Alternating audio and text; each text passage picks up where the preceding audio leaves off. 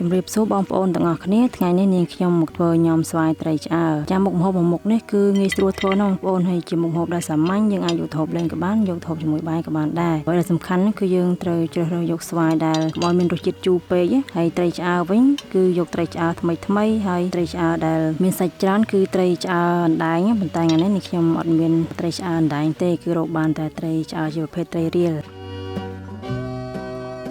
ខ្ញុំមកចិតស្វាយកែលមៀតចំនួន1ផ្លែហ្នឹងរួចមកចិតសបកសិនមកហើយស្វាយនឹងដែរនេះខ្ញុំមិនបានឈូសវាទេគឺនេះខ្ញុំយកវាមកហាន់ជាបន្ទះហើយហាន់វាជាសរសៃទៀតទៅអញ្ចឹងបានស្វាយហ្នឹងវាអត់ជ្រិញទេពេលដែលយើងញ៉ាំហើយ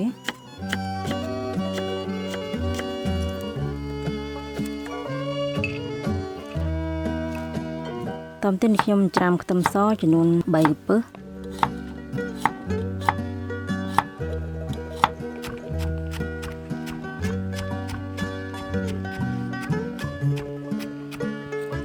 ហើយខ្ទឹមក្រហមចំនួន2មើមខ្ញុំយកវាមកហាន់ស្ដើងអញ្ចឹងមក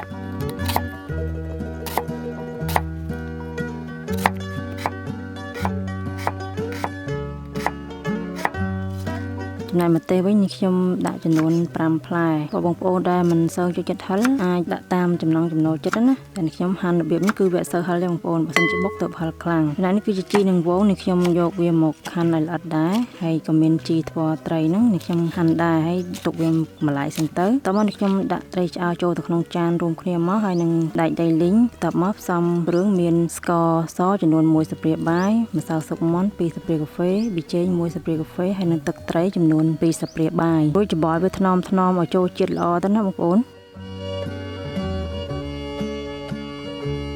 ចាស្វាយបើកាលណាយើងកាត់អញ្ចេះគឺវាអត់ងាយជ្រិញទេណាបងប្អូនពេលយើងធ្វើហើយមុខម្ហូបមួយមុខនេះគឺតម្រូវយើងហូបភ្លាមទៅឆ្ងាញ់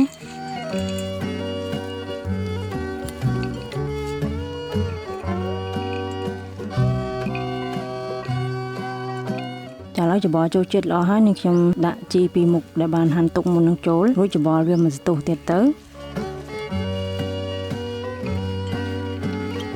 តែប៉ុណ្ណឹងមកគឺយើងអាចយកទៅហូបបានហើយ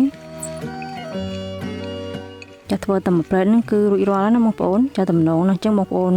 សាកល្បងធ្វើហូបទៅខ្ញុំស្វាយត្រីឆ្អើរនេះគឺជាម្ហូបខ្មែរយើងដែលងាយស្រួលធ្វើមែនទែនហើយខ្ញុំបានរោយសណ្តែកដីលីងបន្ថែមបន្តិចទៀត